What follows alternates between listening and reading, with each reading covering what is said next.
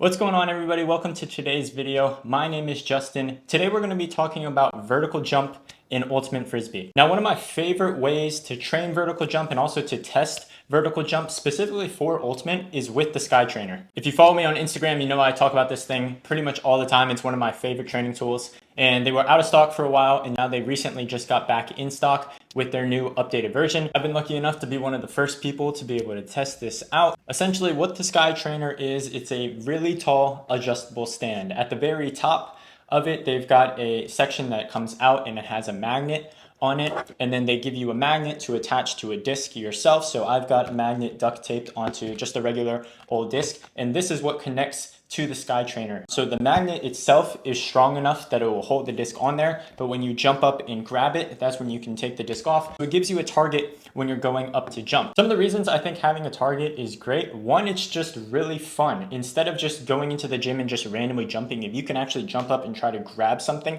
specifically a disc, that's a lot more engaging. Two, it's a lot more specific to how we would jump in game. Most of the time in game, you're not jumping just to jump, you're jumping to get up and grab a disc. So why not try to actually grab one in your training? And number three, the most important reason I think is it gives you real-time feedback. Again, if you're in the gym and you don't have a target, you're just jumping and guessing. You don't actually know how high your jumps are. But if you have a target like this, you immediately know if your jump was good, if your jump was bagged. So it gives you that instantaneous feedback, so then you can adjust and figure out what you need to do. The Sky Trainer adjusts to a lot of different heights. It's somewhere between 8 to 12 feet, but you can put it anywhere in between there. So that's also something I really like, is you can gradually progress your way up. You don't have to worry about jumping from 8 feet to 9 feet, 9 feet to 10 feet. You can go anywhere in between and slowly just kind of challenge yourself. So some of the improvements that they've made in their new 1.1 version: one, it just comes in a lot better packaging. You can see in the box, there's a lot of cushioning on there, so they're really taking care of the product. The tube that comes out horizontally that connects to the main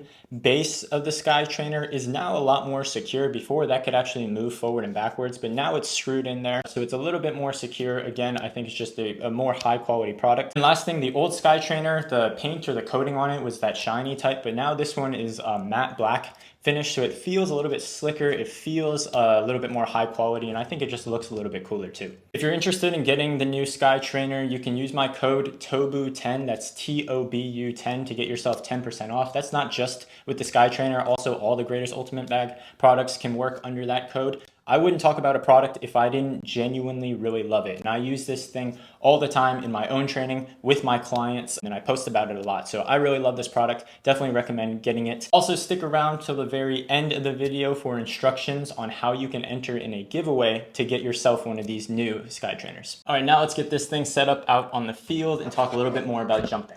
So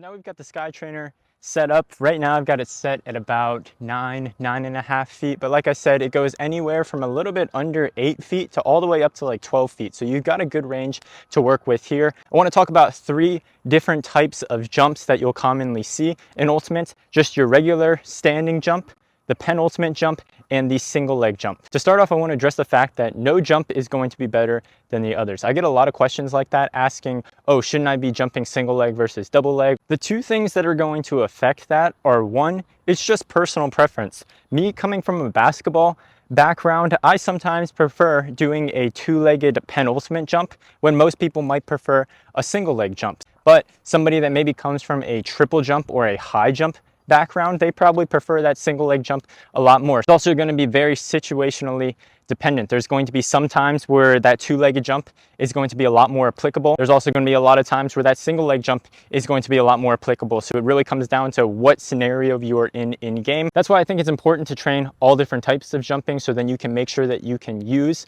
those jumps in those certain scenarios. Also, make sure that you just have a good athletic background, a good athletic base. Before we get super specific in becoming better Ultimate players, I think it's really important to also make sure that we are becoming better athletes. And part of that is making sure that we're training all different types of jumps. So to start off, let's just talk about the regular standing jump. Specifically in game, there's going to be very few scenarios where you might use this. The only thing that really comes to mind to me is if you're stationary in game and the disc is coming overhead. Maybe you're standing in the vert stack and the disc just kind of sails sails up over you. So this one you probably aren't going to use that much in the sport of ultimate. What this jump is very good for, though, is measuring your lower body power. With any sort of approach jump, whether we're running up and doing a two-legged jump or we're running up and doing a single leg jump, a lot of times we're just leveraging momentum. We're leveraging that horizontal momentum and then going vertically. But with a standing two-legged jump, we are only getting that momentum from our lower body. So we're seeing how powerful our lower body is. We're seeing how explosive our lower body is. I think if you're somebody that is trying to improve your lower body strength, your lower body power, your lower body explosiveness, using a standing two-legged jump as a test every once in a while to see how your explosiveness and power are improving, I think could be really good. For example, maybe you test out, see what your standing vertical jump is. You do a 6 to 12 week training cycle, and then you test it afterwards to see if you made any improvement. I think that's a really good use of this jump. Second type of jump we're going to talk about is the penultimate jump. This is where you're running into a two-legged jump. So usually you're going to go one foot, then the other, and then you're going to jump. One of the main advantages of this jump is it allows us to build up speed into the jump. With a single leg jump, you usually already have to be running or close to top speed in order to get some height off of that jump. The penultimate jump, you only really need to take 1 to 2 steps to gain enough momentum, to gain enough acceleration in order to be able to go hard into this jump. That's why you see basketball players and volleyball players use it a lot, because they're not working with a lot of space on their courts. When we're accelerating, we have to get low and we have to get our body pretty horizontal. That way we can produce a lot of horizontal force and we can actually accelerate. So if I'm accelerating and I'm in a very horizontal position, it might be difficult for me to get into a single leg jump, because that's a position where I have to suddenly be very vertical. So that's another reason why the penultimate jump might make sense in some of those smaller spaces, because it allows us to transition a little bit more smoothly from that horizontal position into an actual jump. Now, something with the penultimate jump that you'll very commonly see, shout out to Train with Ollie. I got this term from him, but it's a trampoline approach. It's essentially where people don't go horizontal into their jump.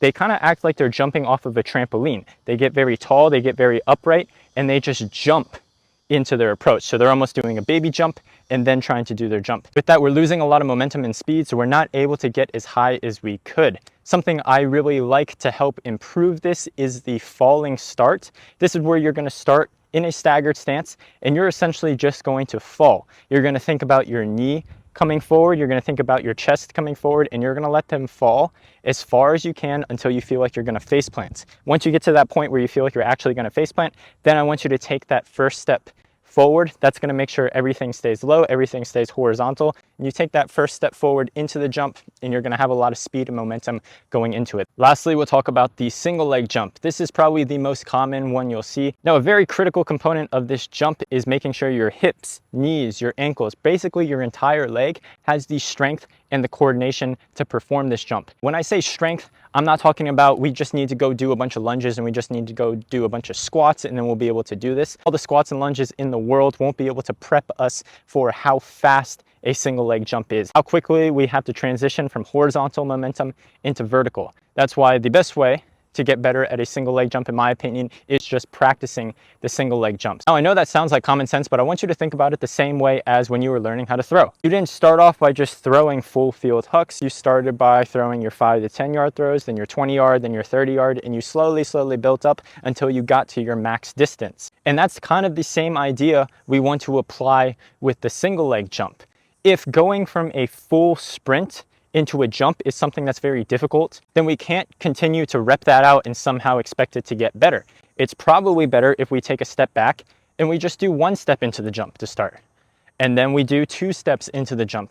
And then we do 3 steps. So that way we're building up in speed, we're building up in distance until we get to our full sprint into a jump. I think by practicing like this, we can slowly progress up in a way that's very safe and comfortable for our body, so we're not doing too much too quickly, and then we can naturally kind of work out the mechanics on our own. Sometimes if we're at full speed, it's hard to work on mechanics. It's hard to understand and really think about what's happening, but if we back it down to 50% speed, I can think about where my foot's coming under me, I can think about my arm swing, and then I can slowly add that in more and more as I get to these faster speeds. Another great way I like working on the single leg jump are skip variations. Whether we're doing a double leg power skip where every single skip is for max height, or if we're just doing it in a single leg manner where we're doing one leg is a power skip and the other leg is a little baby skip to regather ourselves, and then we're going back into that max effort skip. Skips also help us train that rhythm that we need. We can't always just go full speed into a jump,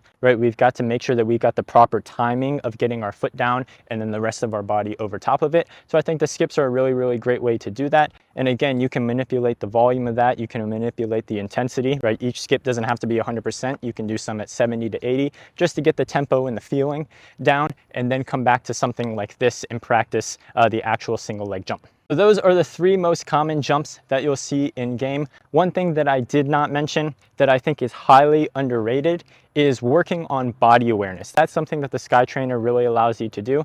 Think about it like dunking in basketball. There's just the regular dunk, but then all the different tricks that you can do in the air, a windmill, a 360, all those require an insane amount of athleticism and body awareness. And if we can do similar things with the Sky Trainer, that helps us just become overall more athletic. And it's not something that's going to specifically carry over in game. I know you're not clapping between your legs, right, in game, but it just helps you become a better overall athlete, so then you can move your body in better ways. Maybe there's a disc coming at a weird angle that you have to adjust to. Maybe you have to adjust for your defender. This is something that allows us to kind of train for that, and it's just really fun.